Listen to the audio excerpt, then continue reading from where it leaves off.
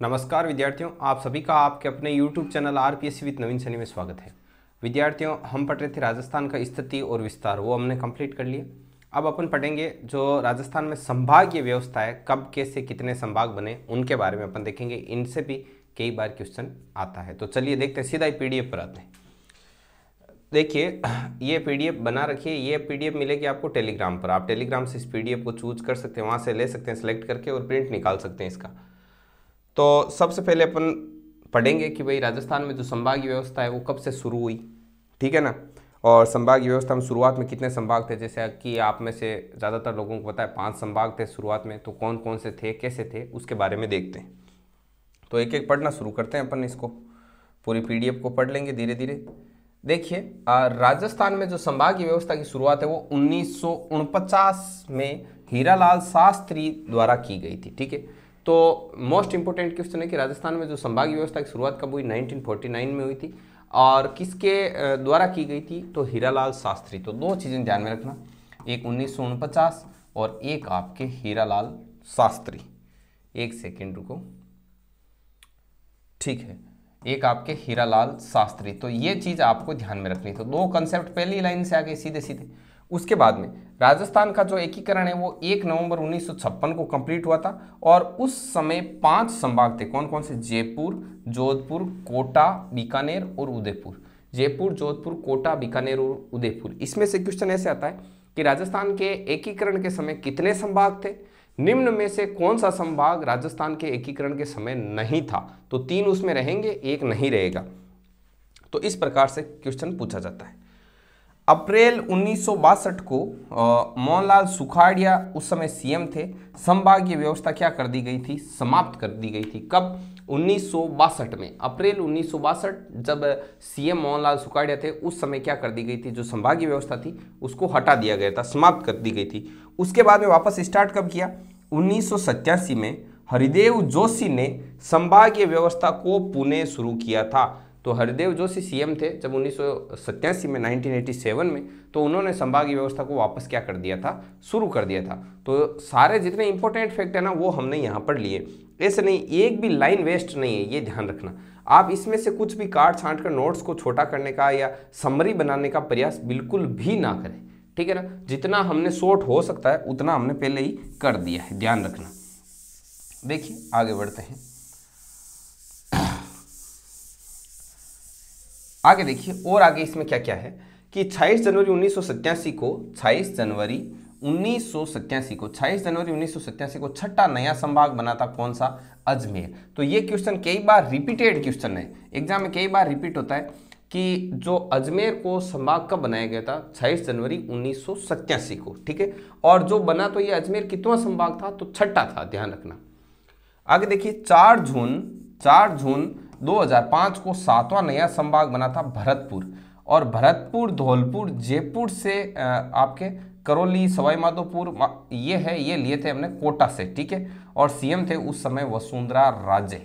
तो जयपुर संभाग था, उसमें से तो निकाला भरतपुर, धौलपुर को, ठीक है। और करौली और सवाई माधोपुर ये निकाले इन्होंने कोटा संभाग से, ठीक है। और फिर एक नया संभाग बनाया, 7वां नया संभाग, और उसका क्या दिया उसको नाम, भरतपुर संभाग, ठीक है ना। तो भरतपुर ये जो संभाग बना था ये 7वां नया संभाग बना था। और उस समय CM थी वसुंधरा राजे। तो आपसे ये क्वेश्चन पूछा जा सकता है कि जब 7वां अंतिम जो संभाग, भाई अभी तक के लिए तो अंतिम ही है 7वां संभाग, तो उस समय जो CM थे वो कौन थे, तो वो थी CM श्रीमती वसुंधरा राजे। आगे देखिए, राजस्थान शब्द विधिवत नाम है वो कौन से चरण में आया, छठे चरण में दिया गया था। और 26 जनवरी 1950 को ये छठा चरण अपना क्या हुआ था, कंप्लीट। तो ये भी इंपॉर्टेंट है। तो जैसे आप लगातार यदि तैयारी करने वाले कैंडिडेट हैं, सीरियस कैंडिडेट हैं, तो आपको पता होगा कि एक एक लाइन है वो आपके मोस्ट रिपीटेड और सिलेक्टेड लाइन है, ठीक है ना, कई एग्जाम्स में पूछी हुई है। अब देखिए कौन कौन से संभाग में कितने कितने जिले आते हैं, तो उसके बारे में अपन अभी देखेंगे। सबसे पहले मैं बता दूं आपको कि सबसे बड़ा और सबसे छोटा जो संभाग है वो कौन सा है। तो देखिए, क्षेत्रफल की दृष्टि से और जनसंख्या की दृष्टि से, तो क्षेत्रफल की दृष्टि से सबसे बड़ा संभाग आता है आपका जोधपुर। जनसंख्या की दृष्टि से सबसे बड़ा आता है आपका जयपुर। तो जनसंख्या की दृष्टि से जयपुर और क्षेत्रफल की दृष्टि से सबसे बड़ा संभाग है आपका जोधपुर, ठीक है। सबसे छोटा संभाग क्षेत्रफल की दृष्टि से है आपका भरतपुर और जनसंख्या की दृष्टि से सबसे जो छोटा संभाग है वो है आपका कोटा। ठीक है। सर्वप्रथम राजस्थान में जो सूर्योदय होता है और सूर्यास्त होता है वो होता है धौलपुर में, और सबसे अंत में सूर्योदय और सबसे अंत में सूर्यास्त होता है वो जैसलमेर में। ये इनकी जो भौगोलिक स्थिति है उनकी वजह से होता है। ये चीज़ आप सभी को लगभग मालूम है। ये चीज़ देखिए आप, ये जो 7 संभाग हैं तो कौन कौन सा संभाग है, उसमें कितने कितने जिले आते हैं, कौन कौन से जिले आते हैं, उनके बारे में अपन यहाँ पर देखेंगे। तो चलिए अपन शुरुआत करते हैं, एक एक लेते हैं इनको और फिर अपन पढ़ेंगे बढ़िया तरीके से इसको। तो देखिए सबसे पहले है आपका बीकानेर संभाग। तो बीकानेर में आता है बीकानेर, गंगानगर, हनुमानगढ़ और चूरू। कोटा संभाग में आता है कोटा, बारां, झालावाड़ और बूंदी। अजमेर संभाग में आता है एक अजमेर, एक नागौर, एक टोंक और भीलवाड़ा। भरतपुर संभाग में आता है भरतपुर, धौलपुर, करौली एंड सवाई माधोपुर। जयपुर संभाग में आता है आपका झुंझुनू, सीकर, जयपुर, अलवर एंड दौसा। ठीक है। और उदयपुर संभाग में आता है उदयपुर, राजसमंद, चित्तौड़गढ़, प्रतापगढ़, बांसवाड़ा एंड डूंगरपुर। और जोधपुर संभाग में आता है आपका जोधपुर, बाड़मेर, जैसलमेर, जालोर, पाली एंड सिरोही। ठीक है।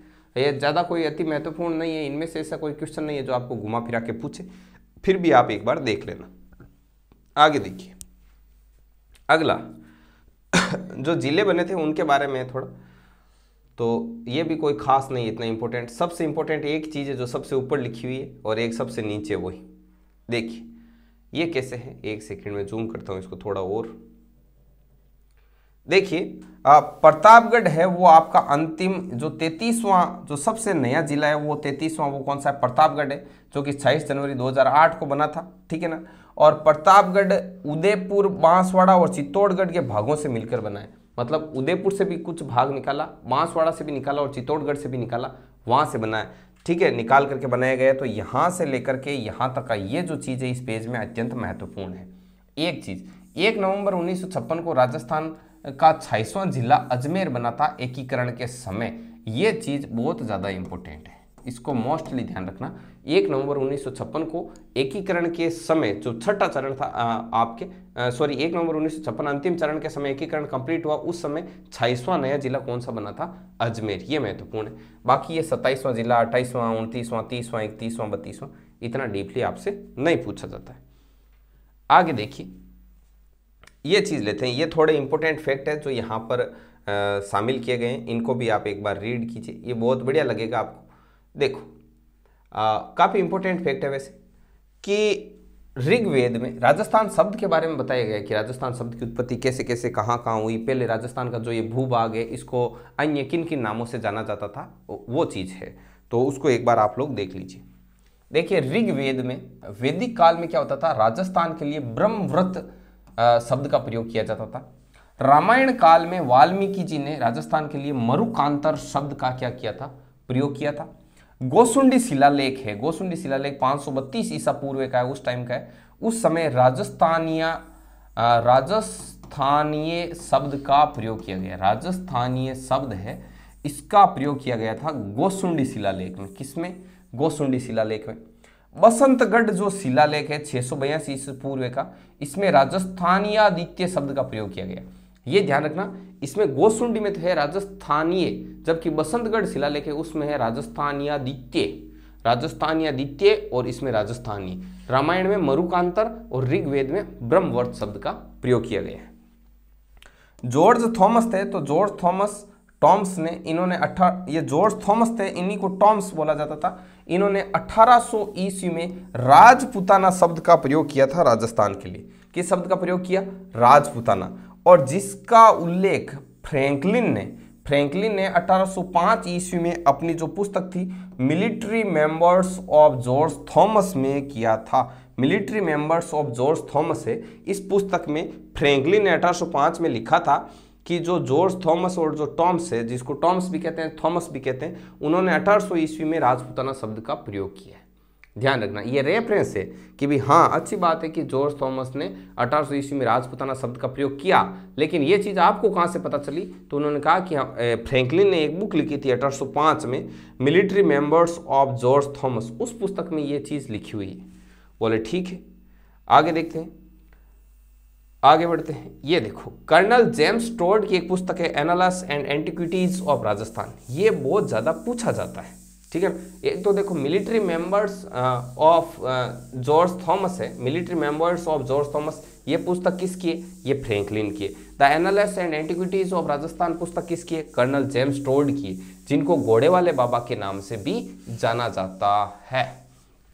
देखिए कर्नल जेम्स टोड की पुस्तक analyst and antiquities of Rajasthan 1829 की है, का ही दूसरा नाम था central and western Rajput states of India, जिसमें टोड ने राजस्थान, रजवाड़ा, राजस्थान शब्द का प्रयोग किया, रायथान, रजवाड़ा और राजस्थान शब्द का इसने क्या किया था? प्रयोग किया था। ठीक है, लाइट चली गई I think. Colonel James Tod है वो पश्चिमी राजस्थान के क्या थे? पॉलिटिकल एजेंट थे, पीए थे किसके? पश्चिमी राजस्थान के। और टोड है वो घोड़े वाले बाबा के नाम से भी क्या थे? प्रसिद्ध थे। तो ये चीज भी इंपॉर्टेंट है काफी, और ये भी ध्यान रखना कि कर्नल जेम्स आधिकारिक रूप से क्या थे? पश्चिमी राजस्थान के पॉलिटिकल एजेंट थे, पीए थे। आगे बढ़ते हैं। अगला है कि आजादी के बाद में कहाँ क्या नाम रखा गया था इसका, वो चीज लिखी हुई है, यहां पर देखते हैं। आजादी के पश्चात राजस्थान शब्द का प्रयोग सर्वप्रथम सेकंड चरण में हुआ। ठीक है, ये बहुत ही ज्यादा इंपॉर्टेंट है, इसका ध्यान रखना कि आजादी के बाद में राजस्थान शब्द का जो प्रयोग है वो सर्वप्रथम द्वितीय चरण में 25 मार्च 1948 में किया गया था। राजस्थान संघ और पूर्व राजस्थान नाम दिया ना सेकंड चरण को, उस समय सबसे पहले आजादी के बाद राजस्थान शब्द का प्रयोग हुआ। ठीक है, और राजस्थान में ऐसी कौन कौन सी चीजें हैं और उसके बारे में अपन थोड़ा देख लेते हैं। देखो कुछ पॉइंट लिखे हुए हैं कि समुद्र तल से जो ऊंचाई होती है, समुद्र तल किसका कौन सा लेते हैं? चेन्नई तमिलनाडु वाला। उसमें बताते हैं कि 300 मीटर तक की ऊंचाई की जो चीजें हैं वो मैदानी प्रदेश में आएगी समुद्र तल से। 600 मीटर तक का जो समुद्र तल से ऊंचा एरिया होगा वो पठारी क्षेत्र कहलाएगा। 1800 मीटर तक ऊंचा होगा वो पहाड़ी, 2700 मीटर तक ऊंचा होगा वो पहाड़, और 2700 मीटर से भी अधिक होगा उसको बोलेंगे अपन पर्वत। तो ये चीज है इसमें, तो इसको आप एक बार देख सकते हैं पूरे के पूरे को। ये जो अभी तक अपन ने कंटेंट पढ़ा है इसकी एक ही सिंगल पीडीएफ बनाई हुई है और वो टेलीग्राम चैनल पर डाली हुई। टेलीग्राम चैनल का लिंक है वो डिस्क्रिप्शन में दे रखा है, आप वहाँ पर जाइए और वहाँ से ये पीडीएफ है वो सीधी प्राप्त करके उसको पढ़ सकते हैं, प्रिंट आउट ले सकते हैं, नोट्स बना सकते हैं। ठीक है विद्यार्थियों, तो मिलेंगे अब अपन नेक्स्ट वीडियो में नए टॉपिक के साथ। तब तक के लिए जय हिंद, जय भारत।